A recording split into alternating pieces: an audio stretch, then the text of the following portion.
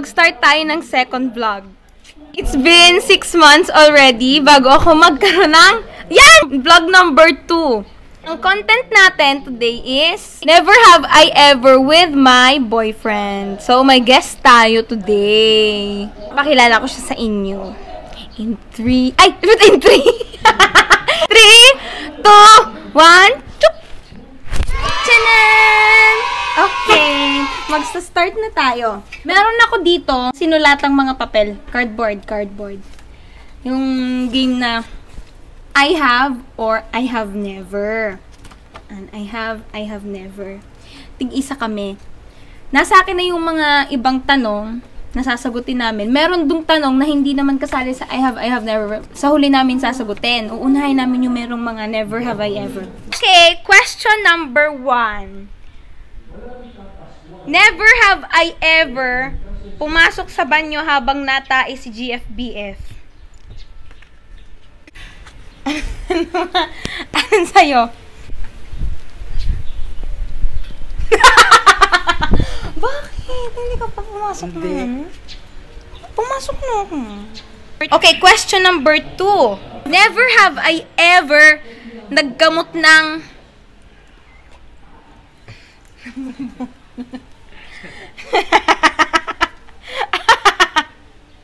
I have. Sino bang hindi? Number 3. Never have I ever umutot sa harap ni BFGF. I have. We have. Baho nga yung utot niya eh. Sobra. Next. Ate Pau. Never have I ever waxed legs. I have. Lalo na pagka nagpa-pageant. Never have I ever pahida ng kulangot si GF or BF. Ha? Hindi ha. Never? Hindi ha. Nung pinawian mo ako? Ay, oo pala.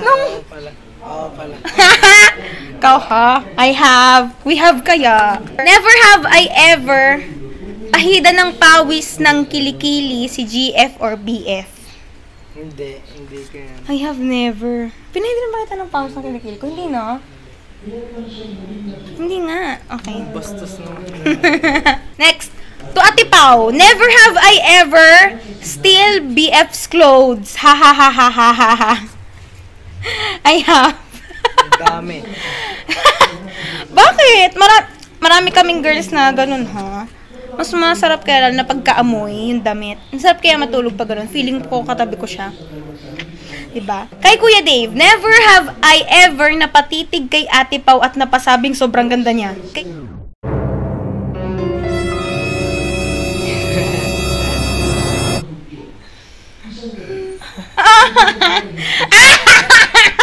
Tanga! Nakakainis kaya. Never have I ever cheat on BFGF.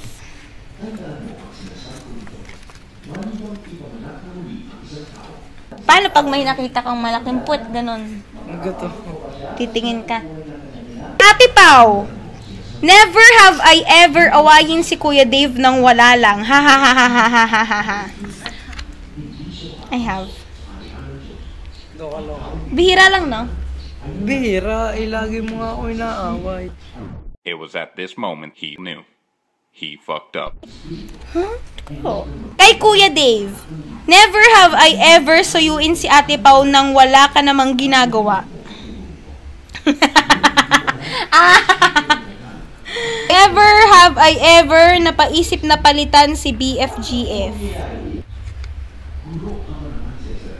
Wow! Masyado mo namang super... Oh God!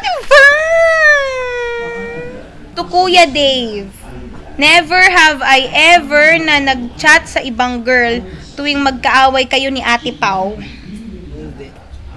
At, sinagot mo eh. Kinikilig ako, ano ka ba? Huwag kang ganyan. To Ate Pau, never have I ever in-inbox zone si Kuya Dave kasi naglalaro ng ML. say that you're fine when you're not really fine, but you just can't get into it because they would never understand. Minsan nakala niya tulog ako, pero naglalaro ako ng Mobile Legends.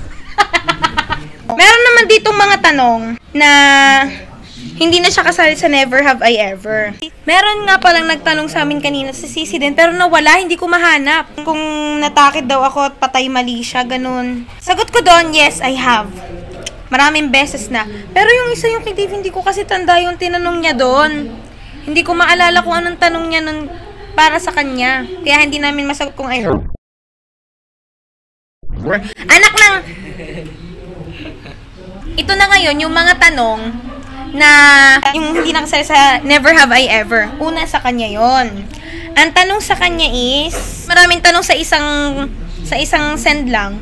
Ang una is, kamusta ka na ngayon? Kay Dave daw, tropa daw niya to galing. Ako? Ayos lang. Saan ka na napasok? Carmel. Anong pinagkakaabalahan mo ngayon? Wala. Ikaw.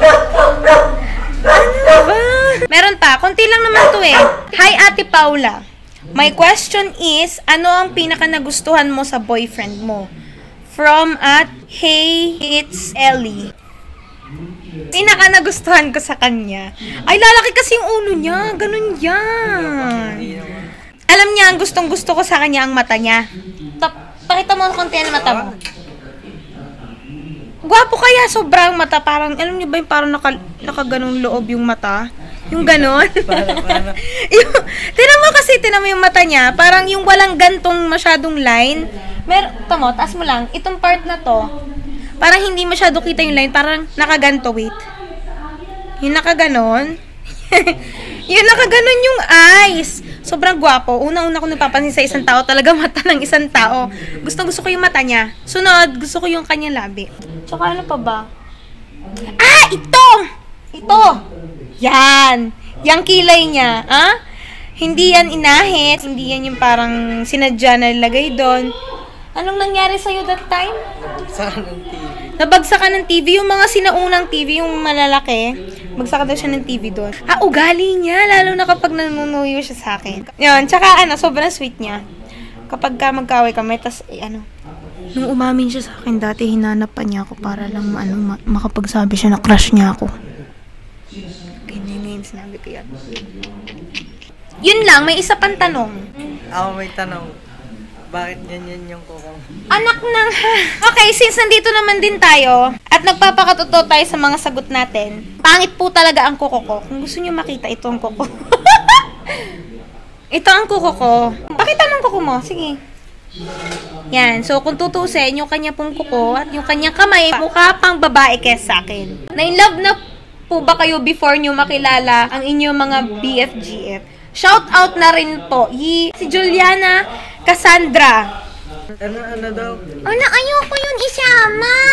Ano daw? Na-in-love na daw tayo before. Bakit tayo Isa. Oh, hindi. Ano bang tanong? Na-in-love na po ba kayo before nyo makilala ang inyong BFGF? Kanino? Eh, hindi ko, ayoko pag-usapan. Oo naman. Pareho naman kami. Dati kasi, ano mo ako dati? Best friend. Mag-best friend lang kami dati. Hindi kami So, alam ko yung love life niya, alam niya yung love life ko.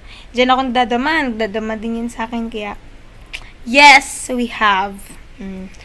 So, yung isa pang tanong kay Nika, bakit daw ang ganda-ganda niya? Yes, true! At ito pa, shout out dito, kay Sandra Saldua. So, may tanong siya sa akin, bakit daw wala pa siyang boyfriend? Bakit daw single pa siya? So, yung mga dyan, sobrang ganda nitong pinsan ko. Tulalagay ko dito yung picture niya. Yan. Sobrang ganda niya. Shout out. Dito siya pa dito sa part na to. Sobrang ganda niya. Hit her up. Hit her up. At Sandra Saldua. Lalagay ko na lang dito din ang kanyang Twitter. It's time to say goodbye. Thank you so much po. Wala talaga akong may content, kaya kung boring, okay lang. Sorry po. Next time, babawi kami. Ay, wag ka... Say bye-bye.